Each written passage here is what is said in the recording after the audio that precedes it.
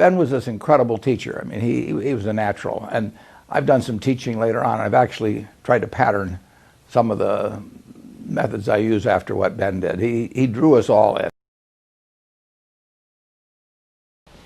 And I must say frankly that our studies indicate that you have your choice between tossing coins and taking the consensus of expert opinion.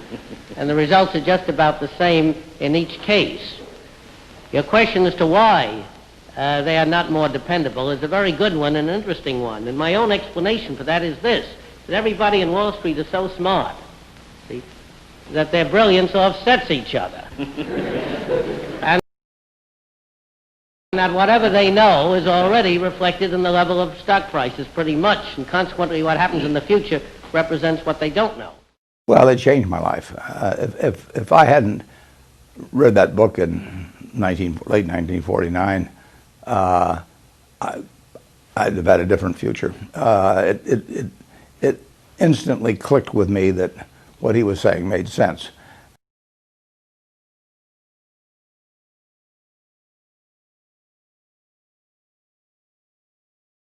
The explanation cannot be found in any mathematics, but it has to be found in investor psychology. You can have an extraordinary difference in the price level merely because not only speculators but investors themselves are looking at the situation through rose-colored glasses rather than dark blue glasses. And one sentence changed my life. Ben Graham opened the course by saying, if you want to make money in Wall Street, you must have the proper psychological attitude. No one expresses it better than Spinoza, the philosopher. When he said that, I nearly jumped out of my course. What? I suddenly look up, and he said, and I remember exactly what he said. Spinoza said, you must look at things in the aspect of eternity. Spinoza said, you must look at things in the aspect of eternity. And that's what suddenly hooked me on Ben Graham. And I got very involved, found him fascinating, and that's the beginning of why I ended up on Wall Street. He could take the most complex problem and reduce it down to simplistic terms in a way using four-letter words that anybody down on the lower echelon could understand. I usually met him the afternoon of the day he was going to give a lecture. So then he talked about that very day. That made him very popular. But most people talked about last year. And he talked about today the market was very good or very bad. The statement came out, it was good or bad. And that made the audience much more interested. We'd get on the subway and open up the book and he would mark it. Look at this one and come let me know what you think about this and this one and that one. And he was very frank and with people. He would tell them more than they tell him. He was exceedingly fast, a brilliant thinker. Everything was informal, but while he had a tie and he had a white jacket on, I think that was to absorb the chalk. It was his working uniform. He was a practitioner, and he was using current examples. I mean, it was like learning baseball from a fellow who was batting 400. Sometimes we wouldn't know where he was going sometimes. And then it was kind of like an O. Henry story. There was always a surprise at the end. Oh, I'll give you the other quote, the famous quote that ended in the book. He used it in the class. Through chances various, through all the vicissitudes, we make our way. That's Horace. Oh, yeah, he very much, if you listen to Graham or talk to him, these things came in. One day I was taking Latin in high school, and I mentioned to him that I was studying Cicero's oration against Catiline. And he said, oh, yes, I remember that. Whereupon he quoted in memory, and of course in Latin, the entire oration. I just looked that up in the internet. It's 3,200 words. Well, I was used to being impressed, of course, by my dad, but that really did blow me away. Well, it changed my life. If I hadn't read that book in late 1949, I'd have had a different future. It instantly clicked with me that what he was saying made sense. And then the chance to study under him and under Dave Dodd too. It was a different experience, but it was hugely helpful. It shaped my professional life. It was a powerful influence on me immediately, which later even philosophized, to be an empiricist and to look at the data and not be influenced by what you heard around you. And that was very clear. Just be interested in fundamentals and forget all the rest, and have patience. It was a failure to start with. It's hard to believe that the book could be so overlooked, but nobody cared. He even told most people don't buy it stock. It was too early for the time. Ben Graham's family lost a great deal of their money in the Depression. So the whole fact was, the whole concept was preservation of capital. He believed in cash. Cash. He did not like this companies that had a lot of bonds. Ben was always thinking, by the time at least I knew him, as a passive investor, that you bought a little of everything. So he was widely diversified, which is not a style that I would go for. And he really he wasn't driven toward maximizing performance. I think he talked about risk based on the fact that he wanted to buy something at less than 50 cents on the dollar. He just wanted to buy something that was undervalued. Now, everyone I know that followed Ben had one thing in common: they almost never lost money, because we were taught to buy so cheap that no matter what happened, we were fine.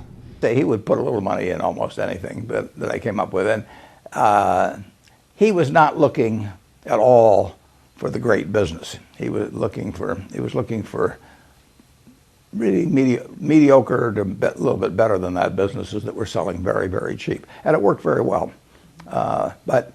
And of course, the irony is that the shareholders of Graham Newman made more money out of GEICO, which was then called Government Employees Insurance, which was the antithesis of the kind of company he normally would invest in. I remember years ago they looked through the manuals and tear sheets. It's not that different from today. My dad and I for years we'd look through Value Line, and we tried to we would look and try to find the stock that was the best value within each industry group.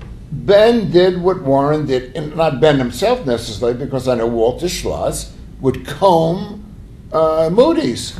They'd go through every stock from A to Z, which later Warren did, and and look at the balance sheets.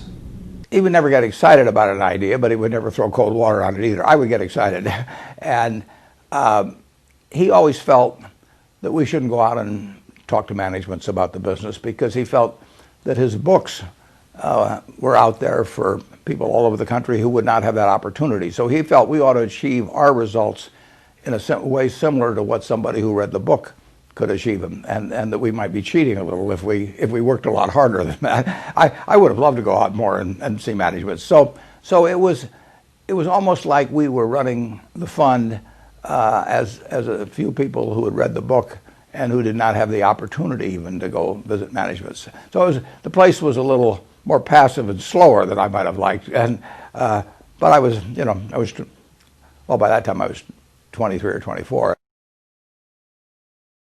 Making money did not motivate him. I remember one time I was standing with him by the elevator. We were going down to eat at the cafeteria in the bottom of the Shannon building, and he said, I can still remember it. He said, Warren, he said, don't worry too much about making money. He says, it won't change the way you live. He says, it'll change the way your wife lives. But he said, our wives live differently. But he says, look at you and I are wearing the same clothes. We're going to eat in the same cafeteria. So relax. Points. He gave of himself to the public. And that's, I would say, a very generous deed. I know that his partners couldn't have been very happy with him, because he gave away the trade secrets of Graham Graham Newman at times, and he wanted his students to. He would do things for you. My first son was born when I was working for him, and we named him Howard Graham Buffett after my dad and after Ben. And Ben came over, and Esty, his wife, and they had a movie projector, a camera. I mean, a fairly expensive type gift, and he would always be doing that for you. And he didn't want anything in return. He actually, on his birthdays, he would give gifts to the people that attended the birthday party because he figured he was the happiest. He believed that you could, which he was, you could become an activist in Wall Street and benefit.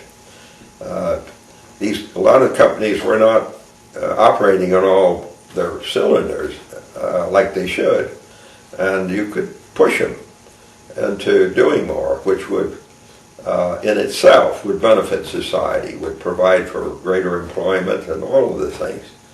So in that respect, he was also an Adam Smith. He was innovative. There was a new approach. I don't think necessarily he realized what an impact he was making. He was a very modest man. Everything was experimental. Everything was new. Everything was exciting. He was a man of ideas. So for him, I don't think at the time, he had any idea how significant the approach would become, and I don't think he had any idea at the time that he was creating this tremendous impact on the world of finance. He said every day he wanted to do something, foolish, something creative, and something generous.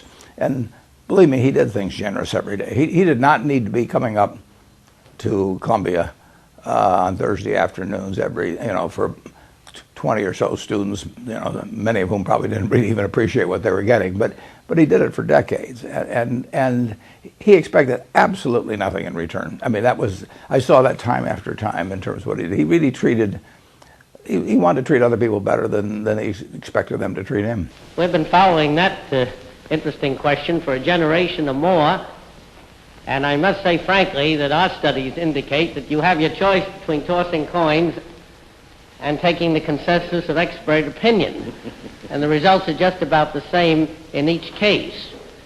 Your question as to why they are not more dependable is a very good one and an interesting one. And my own explanation for that is this, that everybody in Wall Street is so smart, see, that their brilliance offsets each other. And consequently, what happens in the future represents what they don't know.